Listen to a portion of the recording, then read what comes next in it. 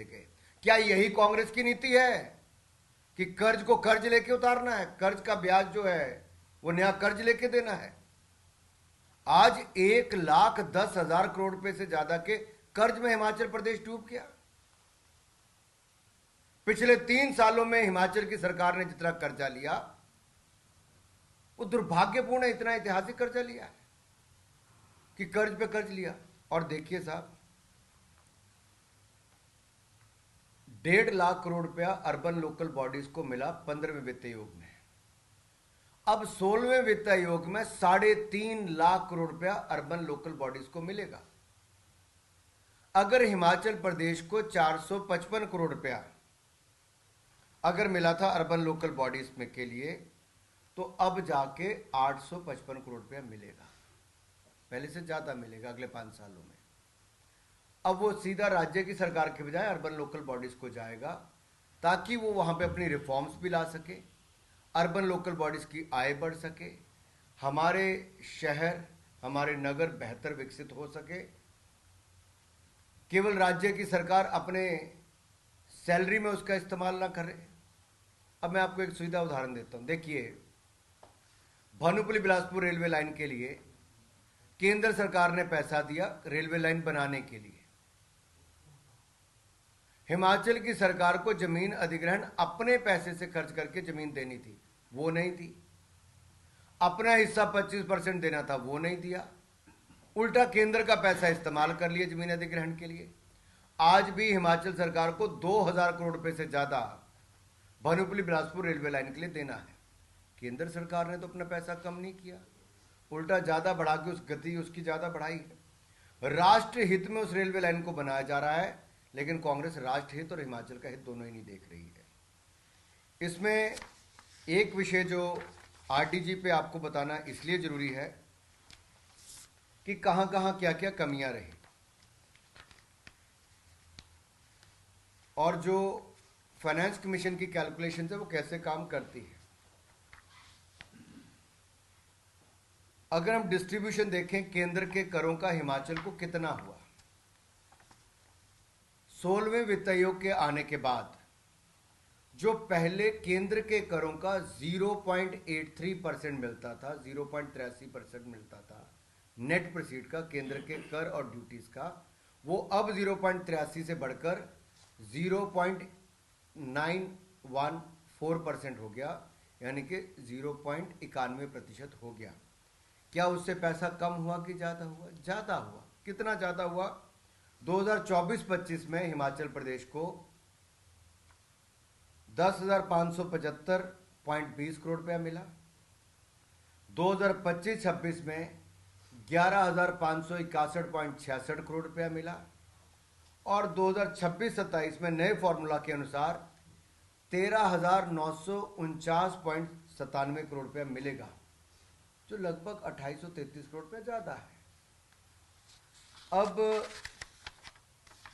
राज्य के जो पैसा आएगा 16वें वित्त आयोग का 15वें वित्त आयोग के मुकाबले, क्या हिमाचल प्रदेश को कम मिलेगा ज्यादा मिलेगा? अगर आप इस चार्ट में देखें तो ज्यादा मिलने वाले राज्यों में हिमाचल प्रदेश है। इसमें ज्यादातर कांग्रेस शासित राज्य, विपक्ष के राज्य हैं। तेलंगाना है, केरला है, कर्नाटक है, हिमाचल प्रदेश है। तो ऐसा नहीं है कि वित्त आयोग ने कोई भेदभाव किया हो। अरे वित्त आयोग तो संवैधानिक संस्था है, और संवैधानिक संस्थाओं पे प्रश्न चिन्ह खड़ा करना ये कांग्रेस की एक आदत बन गई है। अपने सुधार नहीं कर रहे, लेकिन वित्त आयोग पे प्रश्न चिन्ह खड़ा करते हैं। केंद्र सरकार ने दिल खोल के पैसा दिया, उसके बावजूद उन पे प्रश्न चिन्ह खड़ा करते हैं। साथियों, सवाल ये है कि अगर ये तय था कि 15वें वित्त आयोग के बाद रेवेन्यू डेफिसिट ग्रांट खत्म हो जाएगी, तो हिमाचल ने कौन से कदम उठाए अपना आय बढ़ाने के लिए? कुछ नहीं किया, कुछ नहीं किया। मैं आपको एक उदाहरण देता हूं। हिमाचल का ऑन टैक्स रेवेन्यू क्या है, अपना रेवेन्यू क्या है, उनका कर संग्रहण क्या है? 5.6% जीएसडीपी का, राज्य सकल घरेलू उत्पाद का 5.6% है। और उत्तराखंड का क्या है? 6.1%। हिमाचल की रेवेन्यू रिसिप्ट क्या है जीएसडीपी की? 18.4%। उत्तराखंड की क्या है? 16.1%। यानी कि उत्तराखंड की कम है। लेकिन अगला आंकड़ा देखिए, हिमाचल खर्च कितना करता है? अपनी कमाई 18.4% के मुकाबले 21% खर्च करता है। और उत्तराखंड कितना खर्च करता है? 16.1% जो जीएसडीपी की कमाई है उसका 15% खर्च करता है, ताकि उसका रेवेन्यू एफिशिएंट उसका बढ़ता है, डेफिसिट नहीं होता, उसका बढ़ता है। तो फिजिकल डेफिसिट जो है वो कितना है हिमाचल का? 5.3%।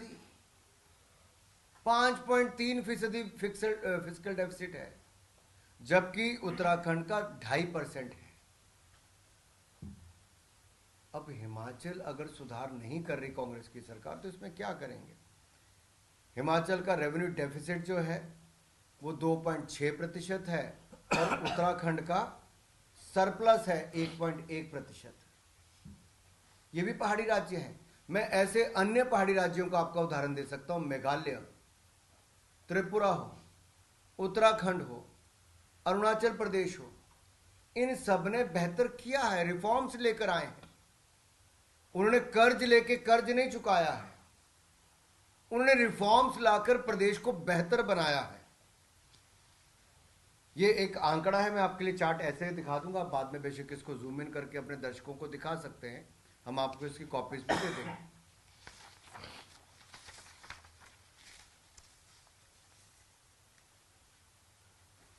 साथियों, ये स्टेट वाइज ब्रेकडाउन है, डेट कितना और फिजिकल डेफिसिट कितना है।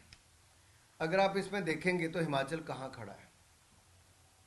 ये कुप्रबंधन जो है वित्त का, ये कौन कर रहा है? वित्त विभाग किसके पास है?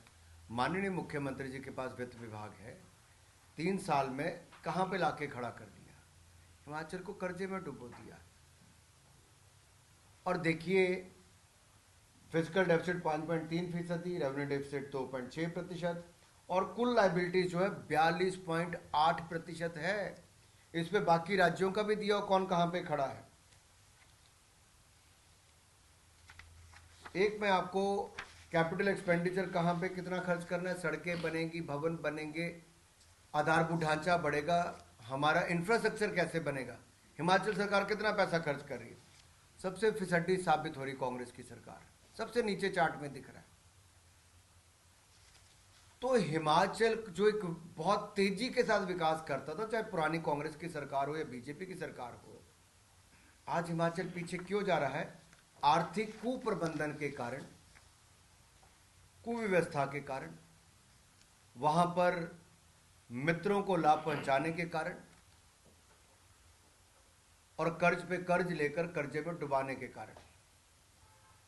इतना मुझे अपना विषय रखना था। मैं अपने सभी माननीय सांसदों से अनुरोध करता हूं, इस विषय के साथ साथ जो जो ऐड करना है वो अपनी ओर से ऐड कर सकते हैं।